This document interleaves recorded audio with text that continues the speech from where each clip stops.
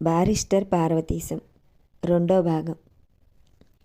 ఆ ఊరు విడిచిపెట్టడం, నన్ను విడిచిపెట్టడం మా అమ్మకి ఎంతో కష్టంగా ఉన్నా కానీ నా చదువుకి నర్సాపురం వెళ్ళక తప్పలేదు.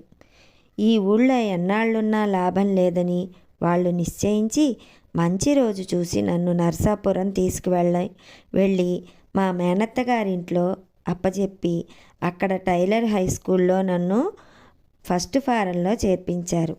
అప్పటికి మాకెంత దగ్గరైనా నేను నర్సాపురం ఎప్పుడూ చూడలేదు. అక్కడ ఇళ్ళు, మేడలు, కోర్టు, హై స్కూలు, కాలవ, గోదావరి అన్నీ చూస్తే ఇప్పటికీ హడలెత్తింది. నర్సాపురమే ఇలా ఉంటే ఇంకా రాజమండ్రి ఎలా ఉంటుందో ఏమో అనుకున్నాను. కానీ నా ఊహకేమీ అందలేదు. అక్కడ స్కూలు, మాస్టార్లు, పద్ధతులు చూస్తే కొన్నాళ్ళు బెదురుగా ఉండేది. ఏ మాస్టారు నా మీద ప్రత్యేక అభిమానం చూపించలేదు. మా ఊళ్ళోకి మళ్ళేను భుజం మీద చెయ్యి వేసి దగ్గరగా కూర్చోబెట్టుకోనూ లేదు. ఇదేం మా ఊరా, ఇదేం వీధిబడ, పెద్ద పాఠశాలయేను అని కొన్నాళ్ళు సరిపెట్టుకున్నాను. ఇక్కడ పిల్లలంతా మా ఊళ్ళోకి మళ్ళీ అరుగుల మీద చాపలు, చదరాలు వేసి కూర్చోవడం గాక బల్ల మీద కూర్చోవడం, మాస్టారు గారు దూరంగా కుర్చీ మీద కూర్చోవడం, అందుచేతను మా పల్లెటూరు బడిలో ఉండే సామీప్యం పోయి మాకు మధ్యను, అనగా మాస్టార్కి పిల్లలకి ఎంతో దూరం ఉన్నట్లు అనిపించేది. అయినా ఇక్కడ మాస్టార్లు చాలా మంచివారే. కుర్రవాళ్ళెవ్వరూ అల్లరి చేయకుండా ఆయన చెప్పినది శ్రద్ధగా వింటున్నారా లేదా అని 1000 కళ్ళతో కనిపెడుతూనే ఉండేవారు. అయినా ఎంత జాగ్రత్తగా చూస్తున్నా అల్లరి చేసేవాళ్ళు చేస్తూనే ఉండేవారు. ఆ మూల ఈ మూల గణగణలాడుతూ చప్పుడు చేస్తూనే ఉండేవారు. బడి విడిచిపెట్టడం గొల్లుమని ఈల వేసుకుంటూ పిల్లలందరూ బయటికి వచ్చేవారు.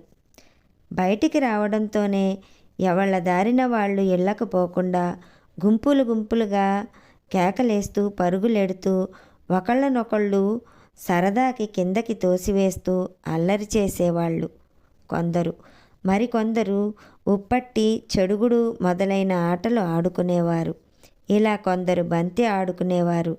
ఇలా రకరకాలుగా ఎంతో సరదాగా నవ్వుకుంటూ కేకలేసుకుంటూ ఆడుకుంటూ ఉంటే నాకు చాలా కులాసాగా ఉండేది.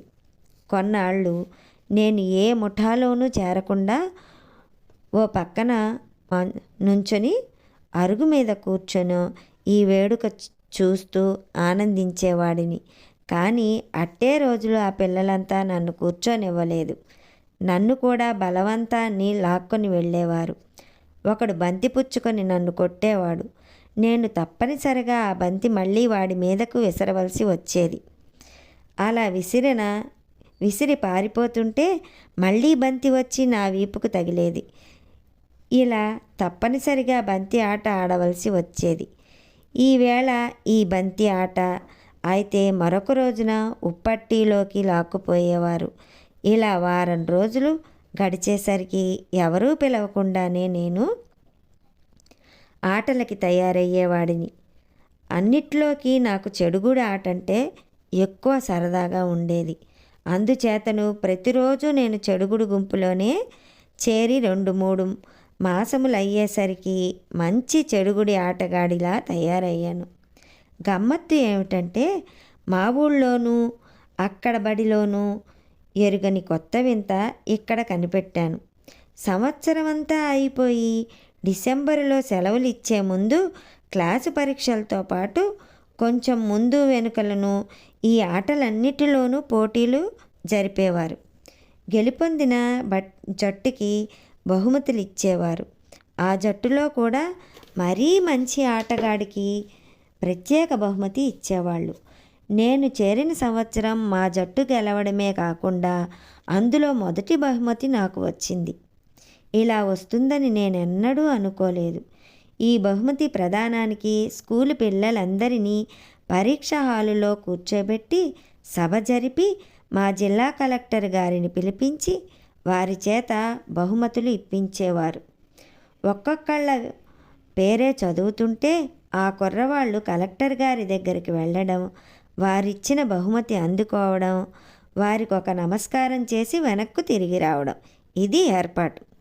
ఈ కార్యక్రమం అంతా 2 రోజులు ముందుగానే మా మాస్టర్ గారు మాకు నేర్పారు. అందుచేతను అక్కడ ఏమీ కంగారు పడకుండా సహజంగానే జరిగిపోయింది. ఎటొచ్చి ఆ పిల్లవాళ్ల పేర్లు చదివినప్పుడు, వాడు బహుమతి అందుకుంటున్నప్పుడు హాలంతా దద్దరిల్లేటట్లు అక్కడ చేరిన విద్యార్థులంతా చప్పట్లు కొట్టేవారు. తక్కిన వాళ్ళందరికీ ఎలా ఉండేదో కానీ నా పేరు పిలవగానే నేను లేచి నిలబడటంతో ఆ చప్పట్ల ధ్వనికి నేను ఎంతో పొంగిపోయి గాలిలో తేలిపోతున్నట్లే కలెక్టర్ గారి దగ్గరికి వెళ్ళాను.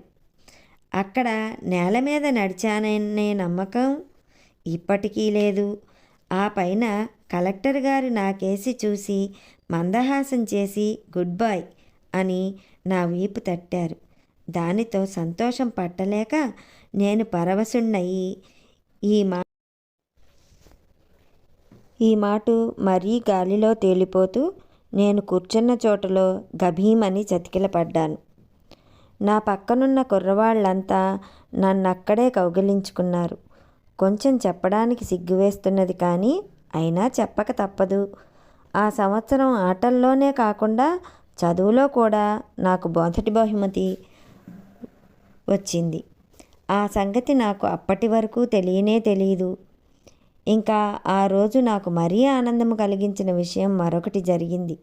ఆ సభలోకి మా ఊరి నుంచి మా నాన్న, ఆ ఊరు మాస్టర్ గారు ఎప్పుడొచ్చారో తెలియదు కానీ సభ ముగిసి అందరూ లేవగానే మా నాన్న, మా ఊరు మాస్టర్ గారు పక్క వాళ్ళనందరినీ తప్పించుకొని నా దగ్గరకొచ్చి నన్నెత్తుకొని ముద్దాడారు. దాంతో దగ్గరున్న పిల్లలంతా చప్పట్లు కొడుతూ నవ్వుతుంటే నాకెంతో సిగ్గొచ్చి ఆనందంతో కళ్ళ నీళ్లు కూడా వచ్చినాయి. ఇలా ఎంతో సంతోషంగా 2-3 సంవత్సరాలు గడిచిపోయినాయి. నేను 3వ ఫారంలో ఉండగా ఒక తమాషా జరిగింది. సంవత్సరం ఆఖరు కావస్తుండగానే స్కూళ్ళ ఇన్స్పెక్టర్ గారు మా స్కూలు పరీక్ష చేయడానికి వచ్చారు. అంతకు ముందు రోజున మమ్మల్ని అందరినీ మంచి బట్టలు కట్టుకురమ్మని, తల దువ్వుకొని రమ్మని మా మాస్టర్ గారు మరీ చెప్పారు. ఆ రోజు మాస్టర్లందరూ కూడా చాకలి తెచ్చిన బట్టలు కట్టుకొని మర్చిపోకుండా తలగుడ్డలతో వచ్చారు. స్కూల్ అంతా ఎంతో నిశ్శబ్దంగా ఉంది. మాకు తుమ్మడానికి దగ్గడానికి కూడా భయంగా ఉంది. మా మాస్టర్ గారు ఎంతో గంభీరంగా మా క్లాసులో ఇటూ అటూ తిరుగుతూ మమ్మల్ని జాగ్రత్తగా ఉండమని, అడిగిన ప్రశ్నకు భయపడకుండా సమాధానం చెప్పమని మమ్మల్ని పదే హెచ్చరిస్తూ ఉండగా ఇన్స్పెక్టర్ నెమ్మదిగా క్లాసులోకి వచ్చారు. మా మాస్టర్ గారు గబుక్కున వారి దగ్గరకు వెళ్ళి నమస్కరించి నెమ్మదిగా కుర్చీ దగ్గరకు తీసుకొచ్చి దయచేయమన్నారు. ఇక ఇన్స్పెక్టర్ గారు రావడంతోనే మా మాస్టర్ గారు చెప్పినట్లు క్లాసు పిల్లలమందరము లేచి వారికి నమస్కారం చేస్తూ నిలబడ్డాము. ఇన్స్పెక్టర్ గారు వారి కుర్చీ మీద కూర్చొని సిట్ డౌన్ బాయ్స్ అని మమ్మల్ని ఆజ్ఞాపించారు. మేమందరం కూర్చున్నాం. వారికేసి చూస్తూ ఆయన బాగా పెద్దవారు, ముసలివారులా కూడా కనబడ్డారు. కుర్చీ మీద బాసిన పట్టా వేసుకొని కూర్చొని నెత్తి మీద తలగుడ్డ తీసి బల్ల మీద పెట్టారు. పక్కనే భయపడుతూ నిలబడ్డ మా మాస్టారితో ఏదో మాట్లాడుతూ 2 నిమిషాలు అయిన తర్వాత పిల్లవాళ్లను ప్రశ్నలు వేయడం మొదలుపెట్టారు. ఆయన బాగా నలుపు, కొంచెం లావు. ఆయన శరీరం నలుపుతో సంతోషపడక నల్లకోటు కూడా తొడుక్కొని వచ్చారు. ముఖం మీద తిరగలి గంటలులాగా అమ్మవారు పోసిన మచ్చలున్నాయి. చాలనట్లు ఓ కన్ను బాగా మెల్ల. ఆయన క్లాసుకేసి చూస్తుంటే ఎటువైపు చూస్తున్నది మాకు అర్థం కాలేదు. మాకు కొంచెం నవ్వొస్తున్నా బలవంతాన ఆపుకొని భయభక్తులతో కూర్చున్నాం. ఆయన ఒక కుర్రవాడి వైపు తిరిగి సైన్స్ పాఠంలో ఏదో ప్రశ్న వేశారు. ఆయన ఎవరినడిగింది తెలియక పక్కనున్న కుర్రవాడు గబుక్కున లేచి నుంచుని సమాధానం చెప్పాడు. ఆయనకు విపరీతమైన కోపం వచ్చి అటు తిరిగి వెధవ నిన్నెవరడిగారా అన్నాడు. వాడు గజగజలాడుతూ చతికిల పడుతుండగా ఆ పక్కవాడు నిలబడి చేతులు కట్టుకొని వణికిపోతూ నేను అసలు కిక్కురు మనలేదండి అన్నాడు. దాంతో క్లాస్ అంతా విరగబడి నవ్వడం మొదలుపెట్టారు. మా మేస్టారు గారికి కోపం భయం ఎక్కువై బెత్తం పుట్టుకొని నోరు ముయ్యంట్రా అని పళ్ళు కొరుకుతూ క్లాసు మధ్యకు వచ్చారు.